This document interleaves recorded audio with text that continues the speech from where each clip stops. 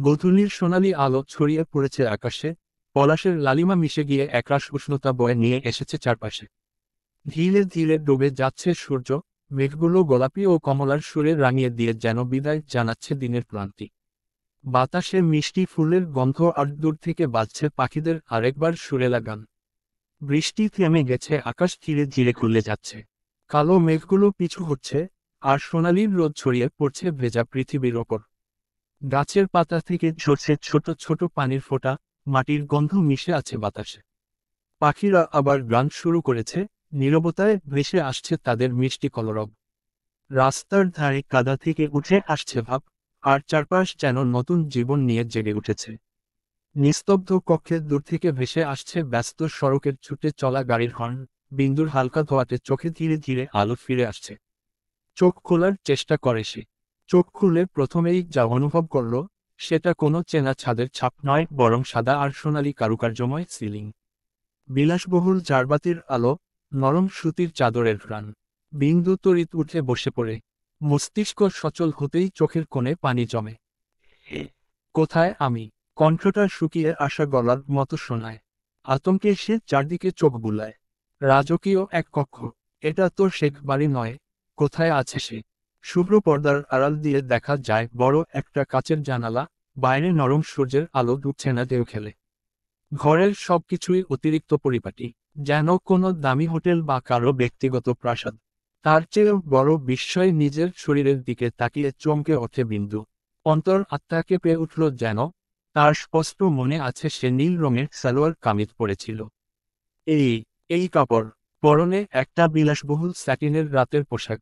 হালকা কমফোর্টার শরীরের কিছুটা ঢেকে রেখেছে, বাকিটা অনাবৃত।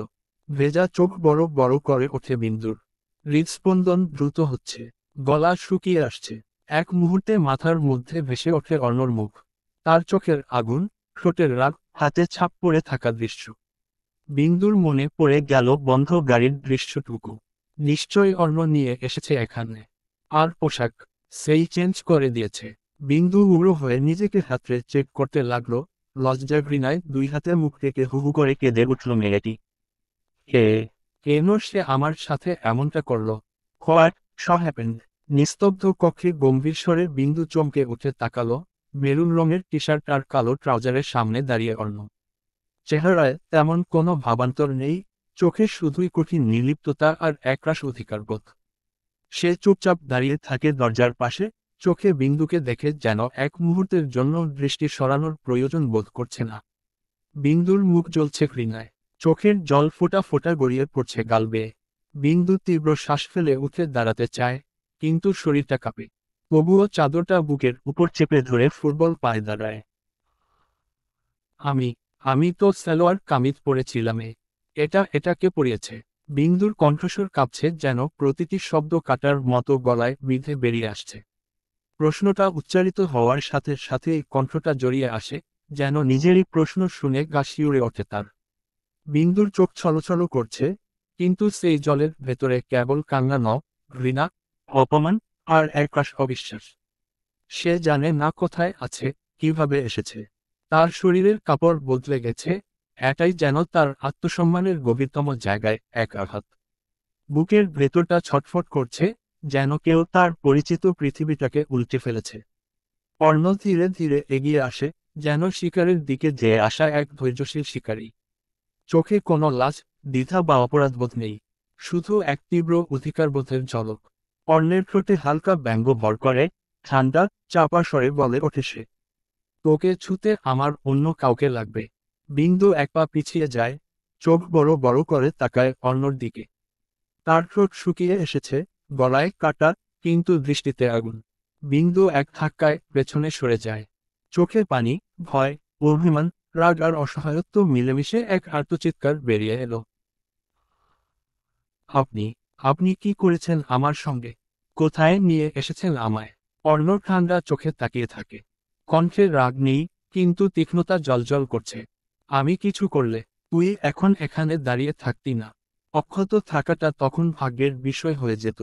বিন্দু চাচিয়ে ওঠে, চোখ রক্তবর্ণ হয়ে গেছে। বিন্দু এক চিৎকার করে ওঠে। আপনি এটা করতে পারেন না। এইটা শুধু একটা পোশাক নয়, একটা মেয়ের লজ্জা, তার সত্তা। তার সম্মান। আপনি কিভাবে ভাঙলেন সেই সীমারেখা? আপনি ভাই হয়েও বোনের শরীর নিয়ে এমন সিদ্ধান্ত নিতে গেলেন। একটুও লজ্জা লাগলো না আপনার? এই সম্পর্কটার পবিত্রতা এক সেকেন্ডে ছুঁড়ে ফেলে দিলেন আপনি। আপনি কি মানুষ? অর্ণর চোখ দুটো তীক্ষ্ণ, ধূসর বিষণ্ণতায় ঘোলা।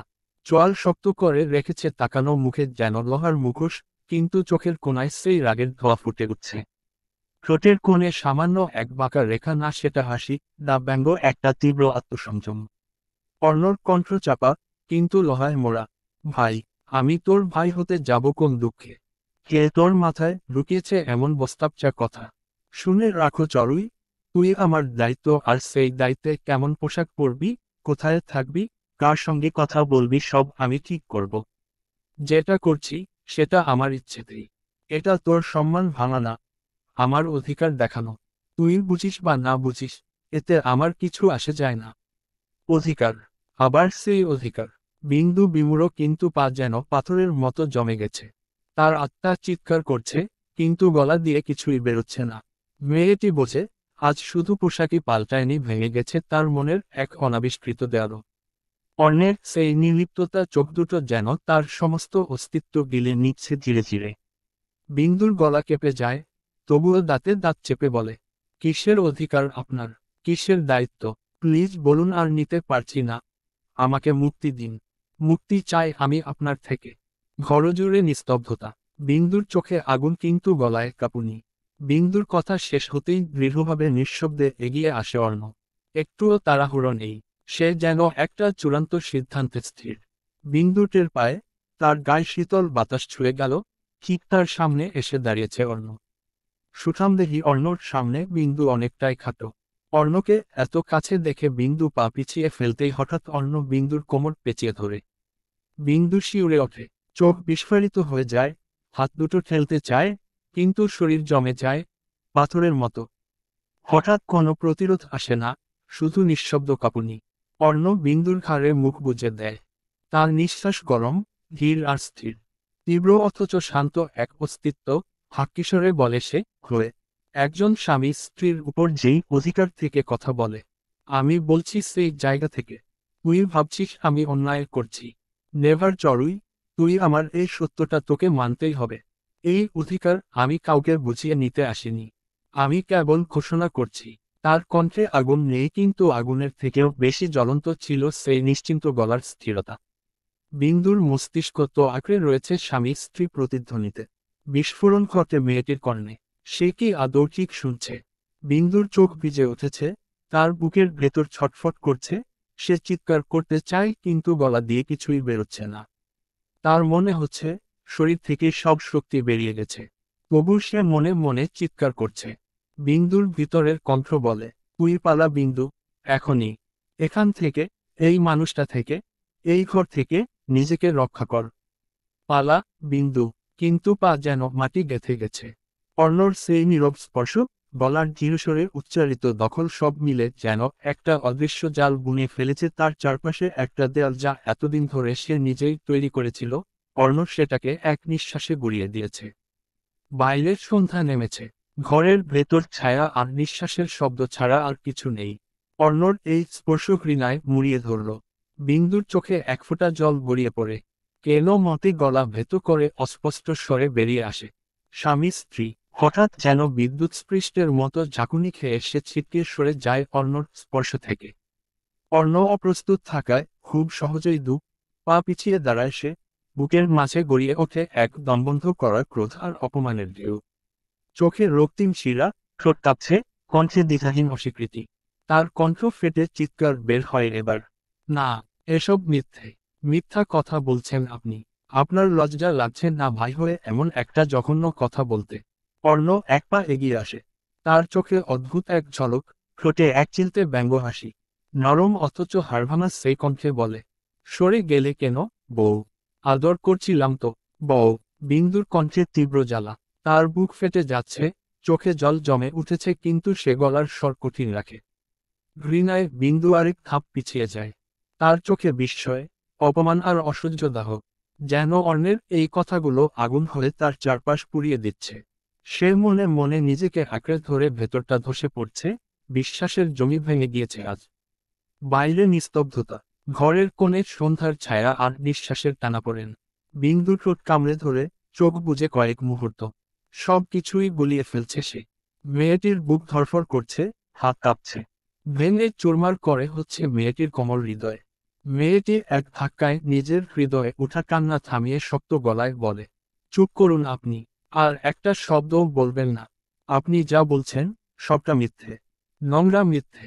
আপনি কি ভেবেছেন এইভাবে দাবির সুরে কথা বললে আমি আপনার সব অন্যায় চোখ বুজে মেনে নেব? আপনি কে আমার জীবনে, সেটা সিদ্ধান্ত নেবার অধিকার শুধু আমার আছে। আমি বিবাহিত সেটা আমি জানি, আপনি জানেন না। আপনি যা করছেন সেটা সহ্যের সীমা ছাড়িয়ে গেছে। আমি এটা মেনে নেব না, কখনো না। বিন্দুর কণ্ঠে বেদনার সাথে ক্রোধ জড়ানো। অর্ণ ধীরে ধীরে চোখ তোলে। এক মুহূর্তে তার নিঃশ্বাস ভারী হয়ে আসে। আবার তাকায় বিন্দুর চোখে। এবার চোখে একটা প্রশ্ন, না, মাফ চাওয়ার নয়, বরং একরাশ আহত অহংকার। বিন্দুর চোখে কান্না, কিন্তু সে দৃঢ়। বুক ধড়ফড় করছে তবু পায়ে জল। অর্ণ তখনও স্থির দাঁড়িয়ে, চোখে গভীর অথচ অব্যক্ত কিছু, কিন্তু বিন্দু ভাঙছে তবে সে নিজেকে আগলে রাখে, যেন এইবার সত্যিই পালাবে। তুই চেষ্টাও করিস না আমাকে ভুলে যাওয়ার, কারণ আমি ঠিক ওইখানে আছি, তোর মনের সবচেয়ে অন্ধকার কোণে। তুই যতই পালাতে চাস, ততই আমি তোকে গ্রাস করব। তুই আমাকে দূরে ঠেলে দিয়েছিস, সেটা ছিল তোর ভুল নয়, বরং ধ্বংসের শুরু। এখন যা হচ্ছে সেটা শেষ নয়, শুধু শুরু। তোকে আমি ছেড়ে দেব না, চড়ুই। আমি তোকে তোর নিজের ভেতরেই আটকে রাখবো। তুই তোর ভাবনায়, তোর নিঃশ্বাসে, তোর ঘুমের ভেতরেও আমার ছায়া খুঁজে পাবি। তুই কার তা বলার দরকার নেই। তুই নিজেই বুঝবি যখন আর কারো চোখে নিজেকে দেখতে পারবি না, কারো হতে পারবি না, কারণ তুই আমার হয়ে গেছিস অনেক আগেই। বিন্দু শিউরে উঠল। অর্ণের প্রতিটি শব্দ যেন তার বুকের এক একটা হাড় ভেঙে দিচ্ছিল নিঃশব্দে। তার চোখ স্থির, কিন্তু মনের ভেতরটা গলে যাচ্ছে। শরীর অবশ, ঠোঁট শুকিয়ে কাঠ। এক মুহূর্তে মনে হলো সে যেন নিজের ভিতরেই ধসে পড়ছে, শব্দহীন এক পতনে। ওর বুকের ভেতরটা ছ্যাঁকা দিচ্ছে, নিঃশ্বাস নিতে কষ্ট হচ্ছে। সে এখনো বিশ্বাস করেনি, বিশ্বাস করতে পারেনি, যাকে নিজের ভাইয়ের মতো সম্মানের স্থানে বসিয়েছিল আর সেই অর্ণ আজ দাঁড়িয়ে আছে তার সমস্ত সীমারেখা পেরিয়ে, তার চোখের সামনে, তার আত্মার ঠিক উপরে, নিঃশব্দ, অথচ ভয়ঙ্করভাবে জেগে থাকা এক বিজয়ীর মতো। অর্ণের চোয়াল শক্ত হয়ে যায়, দৃষ্টি তীক্ষ্ণ ও হিংসিতল। সে ভেতরে ফুঁসছে, কিন্তু সেই আগুনে পুড়ছে শুধু নিজের ভেতরটা। সামনের মেয়েটিকে সে ছুঁতে চায় না, দমকেও না, অথচ তার শব্দগুলো তাকে চূর্ণ করে দিচ্ছে। অর্ণ এক ঝটকায় ঘুরে দাঁড়ায়, দরজার দিকে হাঁটতে হাঁটতে বলে, খাবার পাঠিয়ে দেব, খেতে ইচ্ছে হলে খাস, আর না চাইলে তোকে ঠেলে দেওয়া নয়। শুধু তুই বুঝতে পারবি আমি কিভাবে তোর অভিমানে গলে যাচ্ছি প্রতিদিন। মরিস বা বাঁচিস, তোর সেই অভিমান আমার জন্য গড়ে ওঠা এক তীব্র আঘাত, আর সেটা তুই মুছে ফেলতে পারবি না, যতই চেষ্টা করে। তুই কার তা তুই নিজের রক্তে বুঝবি, আর তোর কোনো বলবার অধিকার নেই। দরজাটা টুক করে বন্ধ হয়ে যায়। একটা শব্দ, তবে তার মধ্যে যেন হাজারটা আঘাত লুকিয়ে ছিল। ঘরটা নিস্তব্ধ হয়ে যায়, শুধু দেয়ালের গায়ে যেন অর্ণর ছায়া লেগে থাকে। বিন্দু চুপচাপ বসে থাকে। কোনো প্রতিক্রিয়া নেই, কোনো শব্দ নেই, শুধু এক অদৃশ্য ভার তার বুকের উপর চেপে বসে আছে। হাতের আঙুল কাঁপছে, গলাটা শুকিয়ে কাঠ। তবু ওড়নার আঁচল তুলে মুখ চাপা দেয়, যেন কান্নার আওয়াজ নিজের কাছ থেকেও লুকাতে চায়। ধীরে ধীরে কাঁপতে থাকে তার কাঁধ। কান্না নিঃশব্দ, কিন্তু হৃদয়ের গভীর থেকে ফেটে বেরোচ্ছে। তার বুকের ভেতরটা যেন কেউ মুঠো করে ধরে রেখেছে। শ্বাস নিতে কষ্ট হচ্ছে, চোখ জ্বলছে, তবু কান্না থামছে না। কিছু মুহূর্ত থাকে যেখানে ব্যথার ভাষা থাকে না। বিন্দুর ঠিক সেই মুহূর্ত চলছে। শেষ বেলার এই নরম আলোয় মিশে আছে শান্তি, আর যেন জীবনের সব ব্যস্ততা ভুলে যাওয়ার আমন্ত্রণ। একটু পরেই রাত নামবে, কিন্তু এই মধুর মুহূর্তটি হৃদয়ে লেগে থাকবে অনেকক্ষণ, ভালোবাসার মতো গভীর। একটু দূরে, পথের পাশে একটি ছোট নদীর পানি বেয়ে ধীরে ধীরে প্রবাহিত হচ্ছে। রোদ এসে পড়লে তার ওপরে ছোট ছোট ইঁদুর খেলা চলছে। মানুষের পায়ে মাটি ভিজে, কিন্তু রোদে তা ধীরে ধীরে শুকিয়ে যাচ্ছে। বাতাসে আছে মধুর শীতলতা, যে কোনো মুহূর্তে একটি নতুন দিনের শুরু হওয়ার প্রতিশ্রুতি। এই রোদ, এই ঝকঝকে আলো যেন কিছুটা শান্তি এনে দিয়েছে বৃষ্টি শেষে, এমন একটা প্রকৃতির ছন্দ যা হৃদয়ে গভীর প্রশান্তি দেয়। বাইরে টিপ টিপ বৃষ্টি, ঘরটায় একটা শান্ত নীরবতা যেন জমে আছে কয়েক দিনের অভিমান নিয়ে। সাজেদা বেগমের আর রুহি এসে বসেছে সোফার পাশে, ট্রেতে করে চা নিয়ে। পাশেই সারফারাজ ছবি আঁকছে, সেটা খুব মনোযোগ দিয়ে দেখছে রুহি। সারফারাজ খসখসে কাগজে রুহি আর তার ছবি আঁকছে। ফাইনাল লুক দেখার জন্য খুব আনন্দ নিয়ে বসে আছে রুহি। হাঁপানি রোগী, কফি নিয়ে আমার রুমে আয়। হঠাৎ শাদির উচ্চস্বরে ভড়কে গেল রুহি। তবুও শুনেও না শোনার ভান করে বসে রইল। যেটা সহ্য হলো না ছেলেটির। সে পুনরায় হাঁক ছেড়ে বলল, 5 মিনিটের মধ্যে না আসলে তোর খবর করে ছাড়বো হাঁপানি রোগীর বাচ্চা। রুহি দাঁত কিরমির করে তাকায় শাদির রুমের দিকে। সাজেদা বেগম হেসে বলেন, তোরা আর বড় হলি না, এখনো ছোটদের মতো ঝগড়া করিস, একে অন্যের পিছনে লাগিস। যা যা তাড়াতাড়ি কফি দিয়ে আয়, নয়তো আবার চিৎকার শুরু করবে। ওই দেখ ডাকছে যা। রুহি অনিচ্ছুক সত্ত্বেও উঠে দাঁড়ালো কফি বানাতে। মিনিট 5 পর কফির কাপ হাতে এসে দাঁড়ালো শাদির রুমের সম্মুখে। কড়াঘাত করতেই ভেতর থেকে ভেসে আসে শাদির স্বর। আয়। রুহি দরজা ঠেলে ভেতরে প্রবেশ করে। শাদি জানালার ধারে বসে আছেন। তার চোখ জানালার বাইরে হলেও মনটা আটকে আছে রুহির ধীর পদচারণায়। রুহি শাদির থেকে দূরত্ব বজায় রেখে কুণ্ঠিত ভঙ্গিতে এগিয়ে কাপ এগিয়ে দিল। এই নিন আপনার কফি। শাদি কফির কাপ হাতে নেয়, তার দৃষ্টি স্থির রুহির চোখে। শাদি কফির কাপে চুমুক দিয়ে বলল, পারফেক্ট, তবে এখন থেকে একটু চিনি কমিয়ে দিস। শাদির জন্য এই নতুন কফি তৈরি করেনি রুহি। হঠাৎ চিনি কমিয়ে দেওয়ার কথা কেন বলছে? শাদির গলায় কোনো অভিযোগ নেই, কিন্তু অভিমানের শব্দ টের পাওয়া যায়। রুহি ললাটে ভাঁজ ফেলে জিজ্ঞেস করল, আপনার টেস্ট অনুযায়ী করেই তো বানিয়ে দিলাম। তাহলে? আগে জীবনটাতে তো ছিল তাই চিনি বেশি খেয়েছি, আজ থেকে মিষ্টি হয়ে গেছে। বেশি মিষ্টি খাওয়া আবার শরীরের জন্য ক্ষতিকর জানিস না। একটু থামে সে, ফের বলে, আগে আমি কি ভাবতাম জানিস? তুই কি জানিস? আগে আমি প্রতিদিন ভাবতাম কবে তুই বুঝবি আমি কেমন করে তোকে দেখি। আমি তোকে দেখে একাকী ঢুকে গেছি, কিন্তু তুই তুই তো আমাকে কেবল ভাই বলে ডেকে রেখে দিলি। রুহি থমকে যায়, কম্পিত গলায় বলে, সাদ ভাই। সাদি হঠাৎ এসে দাঁড়ায় সামনে। চোখ তুলে সরাসরি রুহির দিকে তাকায়। চোখে চাপা কষ্ট, অথচ একরকম দৃঢ়তা। না হাঁপানি রুগী, আজ আর ভাই বলে ডাকিস না। আজ আমি তোকে এমন কিছু বলবো যেটা তোর শোনা উচিত। 5টা বছর ধরে তোকে ভালোবেসে এসেছি আমি। তুই তখন একটা বাচ্চা ছিলি, রুহি, কিন্তু আমি তখনও তোকে দেখে নিজের ভিতরটাকে থামিয়ে রেখেছি কারণ তুই ছোট। তুই বুঝিস না। তোর রাগ, তোর ঝগড়া, তোর কষ্ট, সব আমি দেখেছি, অনুভব করেছি। চুপ করে থেকেছি, হাসি দিয়ে সব সহ্য করেছি। কারণ আমি চেয়েছি তুই নিজে এসে বলিস, সাদি ভাই, তুই ছাড়া আর কাউকে চাই না। কিন্তু আজও তুই ভাই বলিস। তুই জানিস না, তোর ওই একটা ভাই শব্দে আমি কতবার মরে গেছি ভিতরে ভিতরে। আর না, রুহি, আমি আজ আর ভাই হতে আসিনি। আমি এসেছি তোর প্রেমিক হতে, তোর আপনজন হতে, তোর পাশে দাঁড়ানোর সেই অধিকার নিয়ে যা আমি আমার নীরব ভালোবাসা দিয়ে কিনে রেখেছি 5 বছর ধরে। শাদির কণ্ঠ থেমে যায়। রুহি মাথা নিচু করে দাঁড়িয়ে থাকে। নিঃশ্বাসটা ভারী, চোখে কাঁপন। সে কিছু বলছে না, মুখ তুলছে না। হয়তো চোখে জল এসেছে, হয়তো আসেনি। শুধু ঠোঁট কাঁপছে, কিন্তু সেখানেও শব্দ নেই। শাদির চোখে প্রশ্ন, তুই কিছু বলবি না, রুহি? কিন্তু রুহি কিছুই বলে না। না বলে, না, না বলে, হ্যাঁ। সে শুধু এক পা পিছিয়ে যায়, কেমন যেন সব এলোমেলো লাগছে। সাদি দাঁড়িয়ে থাকে, নিঃশব্দে। তার চোখে একটুও কান্না নেই। শুধু ভেতরে এক অদ্ভুত শান্তি আজ কথাটা বলে দিয়েছে সে। রুহি শুনেছে। হ্যাঁ বলুক বা না বলুক, আজ থেকে রুহি জানে সমৃদ্ধ সাদি ওকে ভালোবাসে। আর সেটাই অনেক। সাদি আরও এক ধাপ কাছে এসে বলল, কথা বল, হাঁপানি রোগী, তুই কি চাস? আমি ভয় পাই। আপনার মা, আমার মা, লোকে কি বলবে? আপনি তো আমার ফুফাতো ভাই। তাছাড়া, কাঁপা কাঁপা গলার স্বর মাঝপথেই থামিয়ে দিয়ে সাদি বলে ওঠে, এত বছর এই সম্পর্ককে আমি ভাইয়ের নাম দিয়ে চালিয়ে গেছি, শুধু তোর চোখের মার জন্য। কিন্তু আজ আমি ক্লান্ত।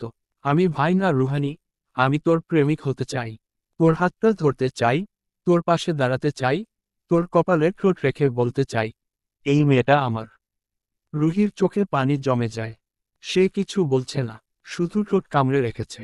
রুহি ভাঙ্গা গলায় বলল, আমি চাই আপনি এমন কিছু না বলুন যা আমাদের দুজনের মাঝখানে দেয়াল তুলবে। সাদি আহত ভঙ্গিতেই বলে, দেয়াল তো তুই অনেক আগেই তুলে ফেলেছিস।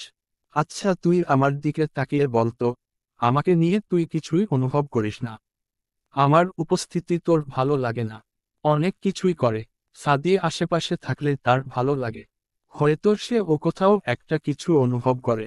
নয়তো সাদিকে সেই মেয়েটির সঙ্গে দেখে কষ্ট পাচ্ছিল কেন? কেন সেই মেয়েটির সম্পর্কে খোঁজ খবর নিশ্চিত হতে হয়েছে সে সাদির ফ্রেন্ড? রুহি চোখ বন্ধ করে ফেলে, দম নিয়ে ধীরে বলে, আপনার কাছে আসলে বুকটা কাঁপে। আপনার স্পর্শে আমি দুর্বল হয়ে পড়ি। সাদির ঠোঁটে হাসি ফুটে উঠল। সে ফিসফিস করে রুহির কান ঘেঁষে বলে, তুই ভয় পাস, হাঁপানি রুগী। ভালোবাসতে ভয় পাস, আর আমি ভয় পেতে শিখিনি। একটা দীর্ঘ নিঃশ্বাস ছাড়ে সাদি। তার চোখে জল জমেছে। হঠাৎ সে রুহির হাত ধরে ফেলে। একবার আমার কথা ভাব, সবাইকে ছেড়ে। একবার শুধু আমার নাম ধরে বল, সাদি, আমিও তোমাকে ভালোবাসি। রুহি কাপা গলায় বলে, আমি আমি পারবো না। সাদি হালকা করে রুহির হাত ছেড়ে দেয়। চোখ সরিয়ে জানালার বাইরে তাকিয়ে থাকে। চেয়েছি তুই নিজেই এসে বলবি, সাদি ভাই, আমি শুধু তোমাকে চাই। তোর একটা ভাই শব্দে আমি প্রতিদিন একটু একটু করে মরতাম। তবু অপেক্ষা করেছি। কিন্তু আজ আমি আর পারি না। আজ আমি ভাই না, আমি তোর প্রেমিক হয়ে এসেছি। যার চোখে তুই ছিলি, আছিস, আর থাকবি, সবচেয়ে আপন। কথা শেষ। সাদির কণ্ঠ থেমে যায়। রুহি নিঃশব্দ দাঁড়িয়ে থাকে। ঠোঁট কাঁপছে, চোখ ভিজে ওঠে কিনা বোঝা যায় না, কিন্তু সে কিছুই বলে না। মাথা নিচু করে শুধু এক পা পিছিয়ে আসে, তারপর আরেকটা। তার গলা শুকিয়ে এসেছে, চোখ নামিয়ে ফেলে। সে লজ্জায় পালিয়ে যায়। শব্দহীন পায়ে ছুটে যায় অন্ধকার করিডোরের দিকে, কোনো উত্তর না দিয়ে, কিন্তু নিজের গাল গরম করে রেখে দিয়ে। সাদি দাঁড়িয়ে থাকে। চোখে অভিমান নেই, কিন্তু ভেতরে চাপা বিস্ময় আর শান্তি। সে একটুখানি হাসে। চুপ করে পালিয়ে যাওয়াটাও একরকম। হ্যাঁ, হাঁপানি রুগী। কণ্ঠে ফিসফিসে গলায় উচ্চারিত হয় কথাটা। শুধু বাতাস জানে, সে আজ তার ভালোবাসাকে ছুঁয়ে ফেলে এসেছে। রাতটা আজ একটু বেশি নিস্তব্ধ। চারপাশে যেন শব্দেরও সাহস নেই কিছু বলার। আকাশে একফালি চাঁদ, যেন ক্লান্ত কোনো প্রেমিকার মতো মুখ লুকিয়ে রেখেছে মেঘের আঁচলে। হাওয়াটা নিঃসাড়, না উড়িয়ে নিয়ে যাচ্ছে কাগজ, না ছুঁয়ে যাচ্ছে গাল।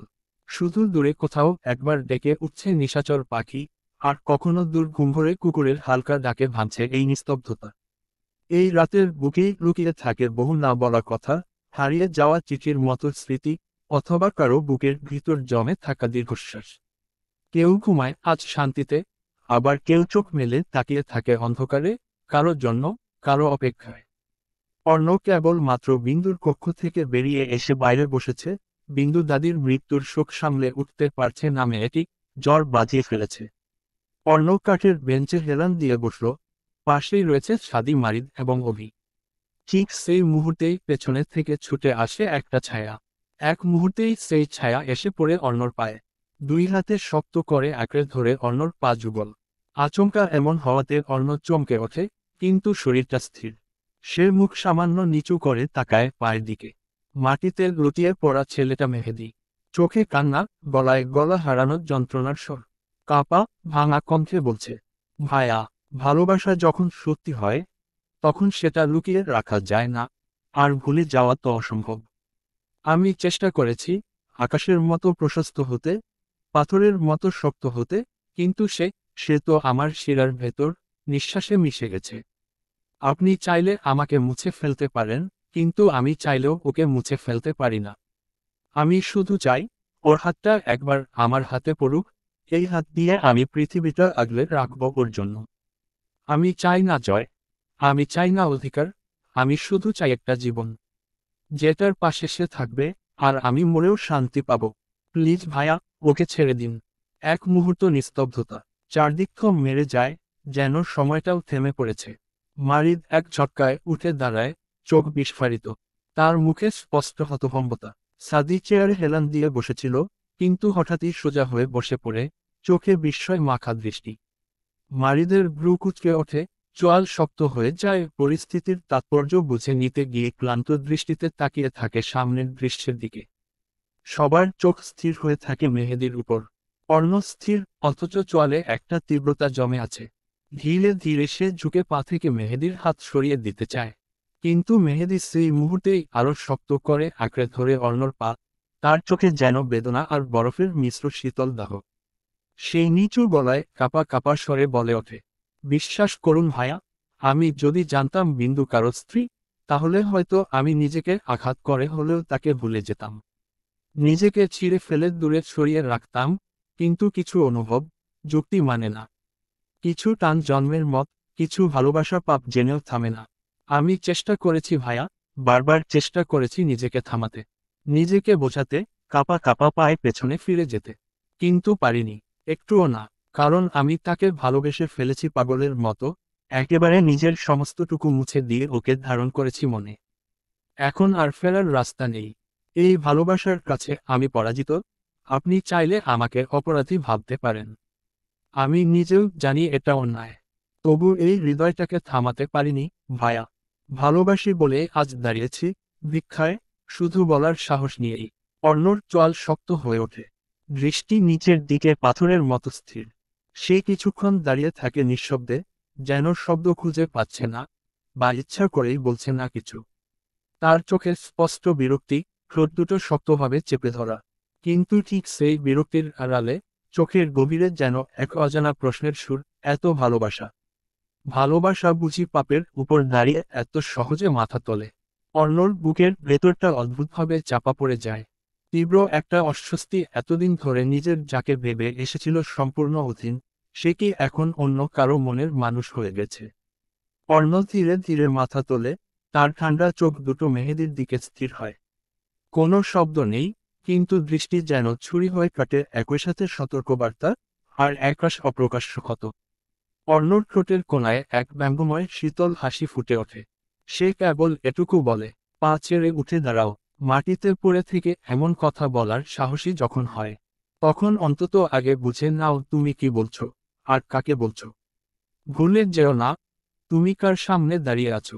মেহেদী মাথা নিচু করে বসে থাকে, ঠোঁট কামড়ে ধরে, কিন্তু হাত ছাড়ে না। তার কণ্ঠে অসহায়তা আর প্রতিজ্ঞার টান। হ্যাঁ, বুঝছি, তবুও নিজেকে থামাতে পারছি না। জানি অনেক দেরি হয়ে গেছে, তবুও ওকে হারিয়ে ফেলবার চিন্তাটা আমাকে ভিতর থেকে ছিঁড়ে খাচ্ছে। আমি অনেক কিছু মেনে নিতে শিখেছি ভায়া, কিন্তু ওকে হারানোটা, এই একটা কষ্ট আমি কিছুতেই সহ্য করতে পারছি না।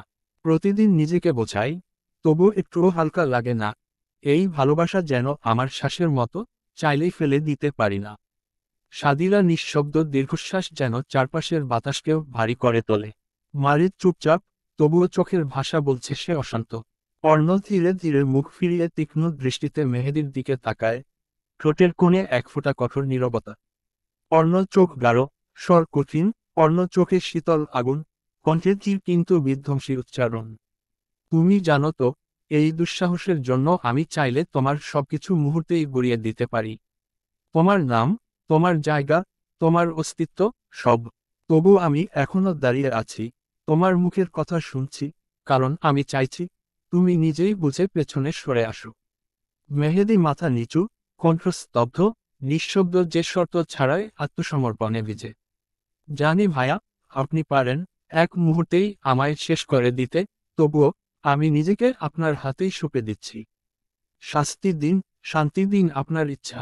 শুধু একটা জিনিস চাই, ওকে আমার করে দিন। আমার চাওয়ার তালিকায় কিছু নেই, কেবল ও ছাড়া। কারণ ওকে ছাড়া আমি আর কিছুতে বাঁচতে পারবো না। অর্ণর চেহারা পাথরের মতো নির্লিপ্ততা, অথচ কণ্ঠের বজ্রের মতো গম্ভীরতা।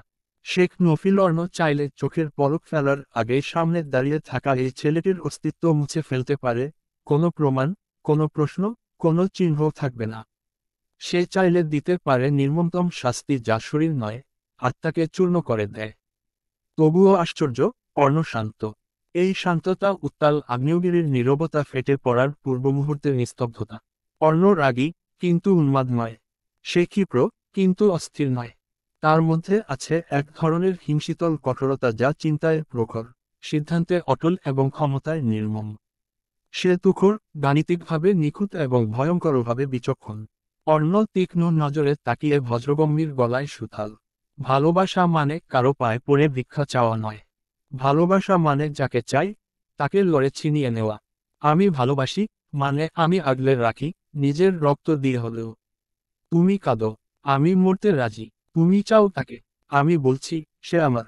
তুমি বলছো তাকে ছেড়ে দাও। আমি জানিয়ে দিচ্ছি, আমি ছেড়ে দিই না। আমি নিয়ে নেই, দাবি করি, দখল নিই। কারণ যার নাম আমার সঙ্গে জড়িয়ে গেছে, তার ওপর কেউ চোখ রাখলে সেটা প্রেম নয়, সেটা অপরাধ। অন্যের চোখে বজ্রগর্জনের মতো কঠোরতা, ঠোঁটগুলো কষে বেঁধে আটসাট হয়ে উঠেছে। কপালে ভাঁজ, যেন কোনো অচেনা অস্থিরতার দানা বাঁধতে চায়, কিন্তু মুখে একরাশ অনর অদম্য জেদ। অর্ণ ঠোঁট কামড়ে ধরে, গলায় জমে থাকা গর্জন বেঁধে বলে, তুমি ভেবেছিলে, আমি তা জানি, তুমি ভাবেছিলে সে তোমার, কিন্তু বাস্তবতার ছিঁড়ে দিয়ে তাকে নিজের করে নিয়েছি আমি। সে এখন আমার, আমার স্ত্রী, আমার রক্তের অংশ, আমার সম্মানের ছাপ। তাকে আর কেউ দাবি করার অধিকার রাখে না, না আজ, না কখনোই। অর্ণর চোখ জ্বলে ওঠে কাচের মতো ঠান্ডা কঠিন আলোয়। ঠোঁট দুটো আকসাট, কণ্ঠস্বরে একরাশ অবজ্ঞা আর আগুন চাপা দিয়ে রাখা। সামনের মানুষটিকে ছিন্নভিন্ন করতেও যেন একটা বাক্যই যথেষ্ট। স্থান নিস্তব্ধ, যেন শব্দ নিজেই ভয় পালিয়েছে। মেহেদীর মুখ শুকিয়ে যায়, চোখ দুটো কেবল তাকিয়ে থাকে শূন্যে। তার দেহভঙ্গি হঠাৎই ভারহীন হয়ে পড়ে, যেন হৃদয় থেকে হাড় পর্যন্ত সবকিছু চুরমার হয়ে গেছে। ঠোঁট কেঁপে ওঠে, কিন্তু কিছু বলতে পারে না। শুধু নিঃশব্দে এক পা পিছিয়ে যায়, নড়াচড়া নয়, আত্মসমর্পণের মতো। তার চোখে জল, কিন্তু কোনো কান্নার শব্দ নেই। শুধু ঠোঁটের কোণে উঠে আসে একটা ভাঙা উচ্চারণ, বুকে আটকে থাকা শ্বাসের মতো। মেহেদী ভাঙা কণ্ঠে ফিসফিসিয়ে বলল, আমি, আমি তো শুধু ভালোবেসেছিলাম। বাতাস যেন থমকে যায়, কেউ কিছু বলে না। সাদি ধীরে ধীরে এগিয়ে আসে, একটা হাত রাখে মেহেদীর কাঁধে। তার কণ্ঠ নরম, কিন্তু পরিপক্ক। ভালোবাসা মানেই পাওয়া নয়, মেহেদী। অনেক সময় ভালোবাসা মানে পেছনে সরে দাঁড়িয়ে প্রিয়জনকে নিরাপদে দেখতে দেয়া। তুমি যা করেছ, সেটা ছোট না। কিন্তু জীবন সব সময় আমাদের পছন্দ মেনে চলে না, ভাই। মারিদ একপাশে দাঁড়িয়ে ছিল নিঃশব্দে। চোখের কোণে একরাশ ভাসে মেহেদীকে চেনে বহু আগে থেকে, সেই ছোট্টবেলার শান্ত, বুদ্ধিমান ছেলেটাকে। যে সবসময় মেপে চলে, মেপে কথা বলে। আর আজ সেই ছেলেটাই ভালোবাসার জন্য মাথা নত করেছে, কারো পায়ে পড়তেও দ্বিধা করেনি। এই দৃশ্যটা মারিদের হৃদয়ে অদ্ভুত একটা কষ্টের রেখা টেনে দেয়। ধীরে এসে দাঁড়ায় মেহেদীর পাশে। চোখে নরম সহানুভূতি, আর ঠোঁটে যেন দীর্ঘদিনের বোঝা থেকে উঠে আসা এক ক্লান্ত নিঃশ্বাস। মারিদ মেহেদীর অন্য কাঁধে হাত রেখে বলল, ভেঙে পড়িস না ভাই, ভালোবেসেছিস, এটাই তোর জয়। ওর জীবনে না হোক, তোর হৃদয়ে সে ছিল, থাকবে। কিন্তু এখন, নিজেকে আবার গড়ে তুল। তুই দুর্বল হবার জন্য না, লড়ার জন্য জন্মেছিস। বিন্দু তোর জন্য নয় ভাই, ভুলে যাওগে। মেহেদী কোনো উত্তর দেয় না, শুধু চোখ বন্ধ করে দাঁড়িয়ে থাকে নীরবে। ভিতরে একটা যুদ্ধ থেমে যায়, আর আরেকটা শুরু হয় দাঁড়ি। সে কি আদৌ ভুলে যেতে পারবে? মারিদ এবার আস্তে বলে ওঠে, গলা নরম কিন্তু তীক্ষ্ণ। এভাবে কারো পায়ে পড়ে তুই তো নিজেকে ভেঙে ফেললি, ভাই। তুই কি তোর ভালোবাসাকে এতটাই দুর্বল ভাবিস? মেহেদী চোখ মুছে ফিসফিস করে বলে, আমি দুর্বল নই, আমি শুধু ভেঙে গেছি। তাকে হারাবার ভয় আমাকে শেষ করে দিচ্ছে। সাদি কিছুটা সংকুচিত ভঙ্গিতে দাঁড়িয়েছিল, তবুও এক পর্যায়ে দৃষ্টি চলে যায় অর্ণর দিকে। অজান্তেই বুকটা কেঁপে ওঠে। সে স্পষ্ট দেখেছে একজন পুরুষ অর্ণর সামনে দাঁড়িয়ে, তারই স্ত্রীকে ভালোবাসার জন্য কাঁদছে। কেউ একজন তাকে চাচ্ছে, দাবি করছে। আর অর্ণ চুপচাপ দাঁড়িয়ে, কোনো শব্দ নেই, মুখেও কোনো পরিবর্তন নেই। এই নিস্তব্ধতা, এটাই সবচেয়ে ভয়ঙ্কর। সাদি বুঝতে পারছিল না অর্ণ এখন ঠিক কি ভাবছে। এই মানুষটা মুহূর্তে তুফান তুলতে পারে, আবার আগুনকে বরফেও পরিণত করতে পারে। চোখে একরকম ধূসর গভীরতা, যেন তার ভেতরে একটা হিসাব চলছে, ঠান্ডা, ক্যালকুলেটেড, নির্মম। সাদি ভয়ে ভয়ে তাকিয়ে থাকে। অর্ণর নীরবতা যেন প্রতিটা সেকেন্ডে একটা বিস্ফোরণ ঠেকিয়ে রাখছে। সে নিজের অজান্তেই গলা চেপে ধরে। এই মুহূর্তে কারোর কিছু বলা উচিত নয়, কারণ অর্ণ এখন নীরব, কিন্তু এই নীরবতা শান্তির না, যুদ্ধের পূর্বাভাস। অর্ণ কিছুক্ষণ চুপ করে দাঁড়িয়ে থাকে। চোখ দুটো গভীর, কিন্তু সেখানে আগুনের বদলে বরফ শীতল, কাঁপিয়ে দেওয়ার মতো। তার মুখে একরাশ নিয়ন্ত্রণ, কিন্তু গলার নিচে জমানো কঠোরতা যেন প্রতিটি শব্দে ছড়িয়ে পড়ে। ধীরে ধীরে সে মেহেদীর দিকে এগিয়ে এসে বজ্রগম্ভীর রাশভারী গলায় বলে, আমি তোমাকে আগেই সাবধান করেছিলাম। তুমি শোনোনি, শুনে বুঝেও না বোঝার ভান করেছ।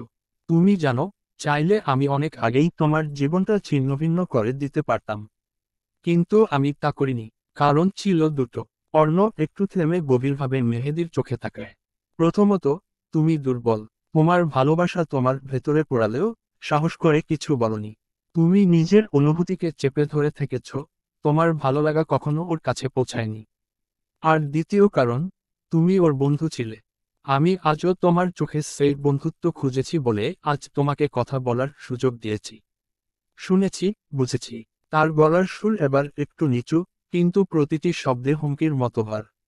কিন্তু শোন, এরপর ভুলেও যদি ওর দিকে চোখ তুলে তাকাস, কিংবা এক চুলো এগিয়ে যাওয়ার চেষ্টা করিস, তবে সেটা আর ভুল হবে না, সেটা অপরাধ হবে। আর আমি অপরাধীদের ছাড় দিই না, মেহেদী। সাবধানে উচ্চারিত প্রতিটি শব্দ যেন বুলেটের মতো ঠুকে বসে মেহেদীর মেরুদণ্ডে।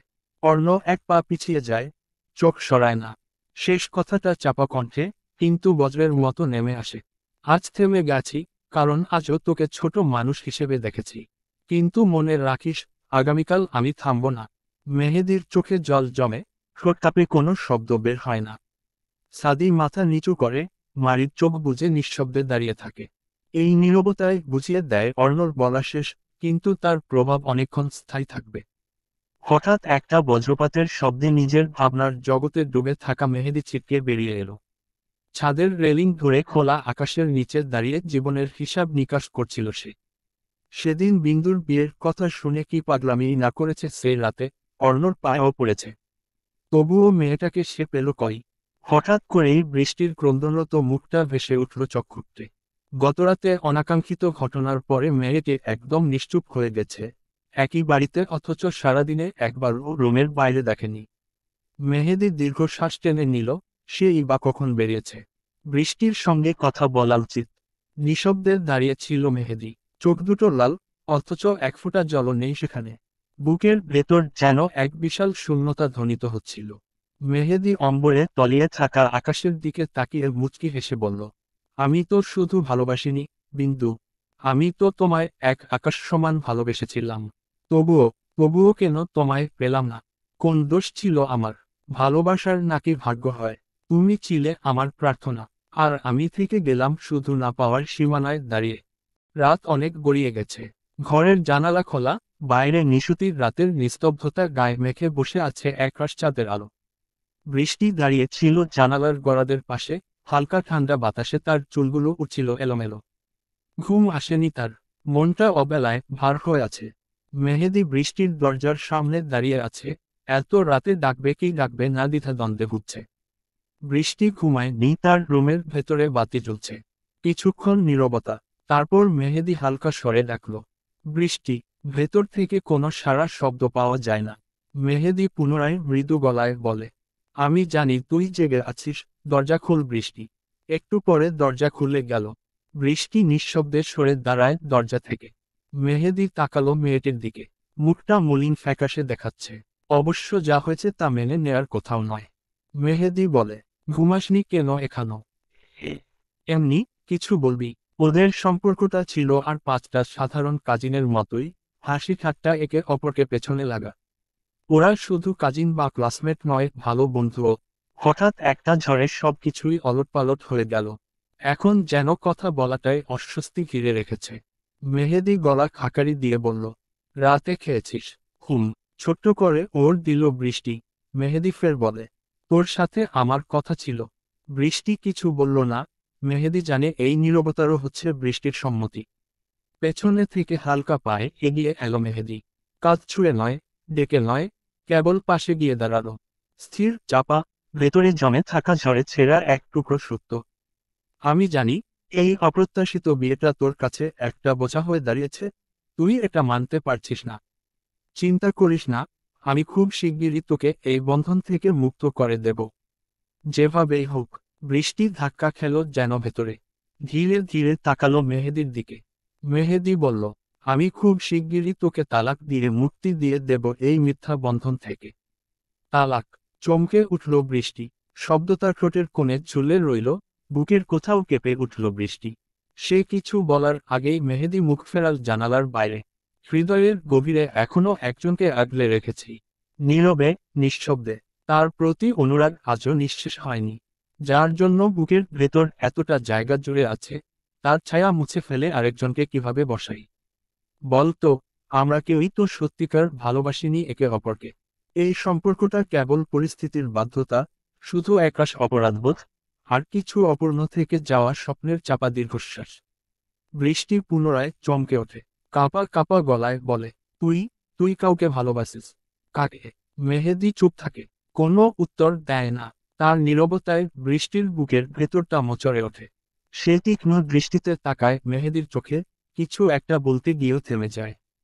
তার ঠোঁট কেঁপে ওঠে, কিন্তু শব্দ হয় না। তখনই মেহেদি ধীরে নরম গলায় বলে, সে থাক না, অজানায় থাক। আমার হৃদয়ের গহীনে এক জায়গা আছে শুধু তারই জন্য। সে জানে না, তবু আমি জানি, সে আমার অনুভবে অনন্তকাল ধরে বেঁচে থাকবে। ঘরের ভেতর বাতাসের মতোই নীরবতা ঢুকে পড়ল। মেহেদি কাউকে ভালোবাসে শুনে খারাপ লাগেনি, শুধু বিস্মিত হয়েছে। বৃষ্টির চোখে জল ছিল না, ছিল একরাশ বিস্ময়, যেন তালাক নয়, হারিয়ে যাওয়ার সম্ভাবনার ক্ষীণ হাহাকার। তবু তার বুকের ভেতরটা যেন কেঁপে কেঁপে উঠছিল। মেহেদির কথাগুলো তীক্ষ্ণ কাচের মতো শব্দহীনভাবে ভেদ করে চলেছে তাকে। তালাক শব্দটা যতটা না আঘাত, তার চেয়েও বেশি কেমন যেন এক অপূর্ণ সম্ভাবনার ঝাপসা হয়ে যাওয়া ছবি যা সে কখনো আঁকেনি, তবু এখন মুছে যেতে দেখে। মেহেদি জানালার ধারে দাঁড়িয়ে আছে, চোখ দুটো অন্ধকারে হারিয়ে গেছে। তার কণ্ঠে আর কোনো রাগ, কোনো অভিমান নেই, আছে শুধু নির্মম স্বীকারোক্তির বিষণ্ণতা। আমি তোকে কষ্ট দিতেই চাইনি, বৃষ্টি। তুই তো জানিস, আমরা তো কখনো এমন কিছু কল্পনাও করিনি। অথচ পরিস্থিতি আমাদের দাঁড় করিয়ে দিল এই অদ্ভুত সম্পর্কের মুখোমুখি। বৃষ্টি চোখ নামিয়ে নিচের মেঝেতে তাকিয়ে রইল। তার ঠোঁট কাঁপে, যেন অনেক কিছু বলার ছিল, কিন্তু একটাও শব্দ বাধা পড়ল না। কিছুক্ষণের নীরবতা ভেঙে মৃদু স্বরে সে বলল, আমি তো এমনটা চাইনি, তবে কেন এমন হলো আমার সাথে? বাবাকে আমি কি জবাব দেব? মেহেদি চমকে তাকায় মেয়েটির দিকে। বৃষ্টির চোখে ধরা পড়েছে এই বৃষ্টির অদ্ভুত পরিণত মুখ, যেখানে লজ্জা নেই, রাগ নেই, আছে শুধু একরাশ ক্লান্তি আর শূন্যতা। মেহেদি মাথা নাড়ে ধীরে। এখন কাউকে কিছু বলার দরকার নেই। আমাদের সময় আর নিয়তি বড্ড অসহায়। বৃষ্টির চোখে এবার হালকা কুয়াশার পড়ত। সে হঠাৎ পেছনে ফিরে জানালার পাশে গিয়ে দাঁড়ালো, ঠান্ডা বাতাসে তার চুল আবার এলোমেলো হয়ে উঠতে লাগলো। আচ্ছা, যাকে তুই ভালোবাসিস, সে জানে? মেহেদি একটু থেমে, শান্ত গলায় বলে, না, জানে না। জানলেই বা কি হবে? সে আমার নয়, কখনো ছিল না। আমি শুধু তার ছায়া বুকে পুষে রেখেছি, তোর সঙ্গে বাঁচতে গিয়েও তাকে ভোলার চেষ্টা করিনি। এই অন্যায়টাই আমি আর টানতে পারছি না। বৃষ্টি এবার জানালার দিকে তাকিয়ে থাকে নিঃশব্দে। মেহেদি চুপচাপ দাঁড়িয়ে রইল। সে কিছু বলতে যায়, কিন্তু ভাষা খুঁজে পায় না। সারাদিন এত কথা বলার মানুষ দুটোর মুখে বুলি যেন ফুরিয়ে গেছে। বৃষ্টি ধীরে ঘুরে দাঁড়ায়, মেহেদির দিকে চোখ তুলে তাকায়। তার দৃষ্টিতে অভিযোগ নেই, অভিমানও নেই, শুধু এক অপূর্ব, অমর গ্রহণযোগ্যতা, যা সম্পর্কের শেষে জন্মায়। তুই যা ঠিক মনে করিস, তাই কর। তবে প্লিজ, এই কথা যেন কখনো বাবা কাকা না জানে। কারণ এটা জানলে তারা বড্ড কষ্ট পাবে। মেহেদি নিশ্চুপ, শুধু ছোট করে বলল, হুম। মেহেদি দরজার কাছে এসে সে একবার থামে, পেছনে না তাকিয়েই বলে, ঘুমা এবার, রাত অনেক হয়েছে। দরজা খুলে স্লথ পায়ে বেরিয়ে গেল মেহেদি। ঘর জুড়ে আবারও নেমে এলো চাঁদের আলো মাখা এক নিঃসঙ্গ নীরবতা। বৃষ্টি জানালার বাইরে তাকিয়ে বিড়বিড় করে বলল, উদ্ধৃতি চিহ্ন ডট ডট ডট। এমনটা না হলে কি খুব বেশি ক্ষতি হয়ে যেত? সকালের আলোটা আজ কেমন যেন ফিকে। জানালার বাইরে সূর্য উঠেছে ঠিকই, কিন্তু তার আলোয় উষ্ণতা নেই। বরং একটা নরম ধূসর বিষণ্ণতা মেখে আছে চারপাশে। পাখিরা ডাকছে, ঘরের ঘড়ি টিকটিক করছে, কিন্তু সবকিছুই যেন নিস্তেজ। বিন্দু বিছানায় বসে থাকে নির্জীব হয়ে। চোখে ক্লান্তির ছাপ, ঠোঁট দুটো শুকনো, আর মুখে একরাশ নীরবতা। যেন সারা রাত তার ঘুমের সঙ্গী ছিল শুধুই চিন্তা আর নিঃশব্দ অস্থিরতা। সে একবার জানালার দিকে তাকায়। আকাশটা কেমন বিষণ্ণ, মেঘলা ঠিক যেন তার নিজের মনের মতো। আজকের সকালটা খুব স্বাভাবিক, তবু ভেতরে কোথাও থমকে আছে সবকিছু। বুকের এক কোণায় একটা ভার চাপা পড়ে আছে, কারো নাম, কিছু অপূর্ণ কথা, আর কিছু না বলা সত্য। দরজায় করাঘাত হতেই নড়েচড়ে বসল বিন্দু। ওপাশ থেকে অনুমতি নিয়ে ঘরে প্রবেশ করল মারিদ আর সাদি। মারিদ নরম গলায় বলে উঠল, উদ্ধৃতি চিহ্ন, বিন্দু, একটু বসবো তোমার পাশে। বিন্দু মুখ তোলে তাকালো না, শুধু নিঃশব্দে মাথা চাকাল, মুখ ঘোরানো, দৃষ্টি নিচু, যেন কেউ না জানুক তার চোখে কতটা ঝড়। মারিদ ধীরে ধীরে দূরত্ব রেখে তার পাশে বসে পড়ে চোখ চলে গেল বেডসাইড টেবিলে রাখা ঢাকা খাবারের দিকে। রাতের খাবার, এখনো হাত দাওনি, নিজেকে কষ্ট দিচ্ছ কেন, বিন্দু? কোনো উত্তর নেই। বিন্দু যেন দেওয়ালে টাঙানো এক চুপচাপ প্রতিচ্ছবি। নিঃস্পন্দ, নিস্তব্ধ। সাদি কিছুক্ষণ চুপ করে দাঁড়িয়ে থাকল, তারপর এক নিঃশ্বাসে কাঁধ নামিয়ে ধীরে ধীরে বিছানার পাশে বসে পড়ল। চোখে একরাশ ক্লান্তি আর উদ্বেগ। বিয়েটা কেন মেনে নিচ্ছ না, বিন্দু? এইবার বিন্দু এক ঝটকায় মাথা তোলে, চোখে একরাশ অবিশ্বাস, কণ্ঠে কাঁপন, অপমান, খুব মিশ্রিত কষ্টের স্পষ্ট ছাপ। আপনারাও মিথ্যা শিখে এসেছেন তাই না? তার হয়ে কথা বলতে এসেছেন আজ। তার মিথ্যা কথা, মিথ্যা দয়া, সবটা আমাকে বোঝাতে। মারিদ ধীরে ধীরে বলে, তুমি ভুল বুঝেছ বিন্দু। অর্ণ এখন বাসায় নেই, সকালে ইম্পর্ট্যান্ট একটা কাজে বাইরে গেছে। আমরা এসেছি তার অজান্তে। তার জানা নেই, কারণ একটাই, এবার আমরা চাই তুমি সবটা জানো। সত্যিটা। কিসের সত্যি ভায়া? আমি কিছু শুনতে চাই না ভায়া, কিছুই না। সাদির গলা ভারী হয়ে উঠল। তুমি ভুল করছো বিন্দু। অর্ণ তোমার হাজবেন্ড। তোমাদের বিয়ে হয়েছে কালেমা পড়ে, সাক্ষী রেখে। এটা অস্বীকার করার প্রশ্নই আসে না। বিন্দু তীক্ষ্ণ কণ্ঠে বলল, শেষ পর্যন্ত আপনিও, আপনারাও মিথ্যা বলছেন। আপনাদের ভাইয়ের মতো জেনেছি আর সবাই তার হয়ে নাটক করছেন। মারিদ হালকা হেসে বলে, ওর হয়ে আমরা কিছুই বলছি না বিন্দু। ও যে তোমাকে নিয়ে এসেছে সেটাও কিন্তু ও আমাদের বলেনি, আমাদের ফারুকী আঙ্কেল বলেছে। আমরা তো আরো অবাক হয়েছিলাম, কেননা পরশু আমরা ঢাকায় আসলাম। ও যে পরের দিনই তোমাকে নিয়ে ওর ফ্ল্যাটে আসবে এটা আমাদের কাছে বিস্মিত ছিল। বাই দা ওয়ে, আমি তোমাকে ভাবি বলে ডাকি কেন বলো তো বিন্দু? কারণ অর্ণ আমার ভাই, তুমি তার স্ত্রী, তাই তুমি আমার ভাবি। এটাই তো স্বাভাবিক। আর মনে পড়ে যেদিন উই চেয়ারম্যানের ছেলে বাবু তোমাকে, সেই জঘন্য গোধূলি তোমার সর্বনাশ করতে যাচ্ছিল, ওর হাত থেকে রক্ষা করেছিল কারা? বিন্দুর গলা শুকিয়ে এলো, চোখ বড় হয়ে গেল। স্মৃতির চাপি খুলে যেন সেই রাত ছুটে আসছে, ভয়, কান্না, অসহায়তা। মারিদ ধীর গলায় বলে, আমরাই ছিলাম সেদিন। অর্নি তোমাকে বাবুর হাত থেকে রক্ষা করেছে। তুমি জানো সম্ভ্রম হারিয়েছ ভেবে গ্রামের লোকজন সেদিন তোমাকে বাবুর সাথে বিয়ে দেওয়ার সিদ্ধান্ত নিয়েছিল। তোমার দাদি তোমার চাচা বারণ করলেও চেয়ারম্যানের ক্ষমতার সামনে ছিল নাজুক। অর্ণ তোমার সম্মান রক্ষা করে নিজের নামের পাশে তোমার নাম লিখেছে। সেদিনই তোমাদের বিয়ে হয়, বিন্দু। সবাই ছিল, তোমার দাদি, তোমার চাচি, ফারুকী আঙ্কেল, সবাই। উদ্ধৃতি চিহ্ন। বিন্দুর বাকরুদ্ধ হয়ে যায়, ঠোঁট কাঁপে, চোখ ছলছল করে ওঠে। সে যেন নিঃশ্বাস নিতে ভুলে গেছে। একের পর এক মুখে পড়ছে সে চেনা দৃশ্যগুলো, কিন্তু এভাবে, এই রূপে। গতরাতে অর্ণর কথা সে বিশ্বাস করেনি। সারা রাত ধরে শুধু ভেবেছে মুক্তার দুলাভাই ডাকা, চাচার সে আংটি পরিয়ে দেওয়ার দৃশ্য, শিমুল আপার মুখে হাজবেন্ড শোনা, আর অর্ণর অধিকার সম্পূর্ণ কাজ। ওরা কি সত্যি বলছে? নয়তো তারা কি করে জানলো সেদিনের ঘটনা? কি করে জানলো? বিন্দুর এখনো সেই অস্পষ্ট সুঠামদেহী কা মনে আছে, যে বাবুর হাত থেকে তাকে বাঁচিয়েছে। সত্যিই কি সেটা অর্ণ ছিল? বিন্দু দুহাতে মাথা চেপে ধরে, না, না, বিশ্বাস করি না। আপনারা মিথ্যা কথা বলছেন। ওগুলো কোনো সাজানো দৃশ্য হতে পারে। এ কিছুতেই আমি বিশ্বাস করি না। আমি জানবো না আমার বিয়ে হলো। সাদি এবার গম্ভীর, ধীরে ধীরে উচ্চারণ করে, তুমি বোঝার পরিস্থিতিতে ছিলে না বিন্দু। তোমার হয়ে, তোমার গার্ডিয়ান হয়ে রোকেয়া বেগম ও ফারুকী আঙ্কেল ওয়াকিল দিয়েছেন। গ্রামের সব লোক জানে, সরকারিভাবে, সামাজিকভাবে, ধর্মীয়ভাবে, সব দিক থেকে তুমি অন্যর স্ত্রী। তুমি না মানলেই সেটা মিথ্যে হয়ে যায় না, বিন্দু? মিথ্যে কথা, মিথ্যে কথা সব। আপনারা সবাই মিথ্যাবাদী। বিন্দুর কণ্ঠে ছিল অস্ফুট অথচ কাঁপা এক আত্মচিৎকার। চোখ দুটো বিস্ময়ে বড় বড়, ঠোঁট কাঁপছে, যেন নিজের চারপাশটায় এখন অবিশ্বাস্য। মারিদ ঘিরে মাথা নাড়ল, ঠোঁটে এক নরম মুচকি হাসি। তুমি বড্ড বোকা, বিন্দু। গোটা পৃথিবী জানে তুমি অনর। তুমি শুধু নিজের কাছেই লুকিয়ে রেখেছিলে সত্যিটা।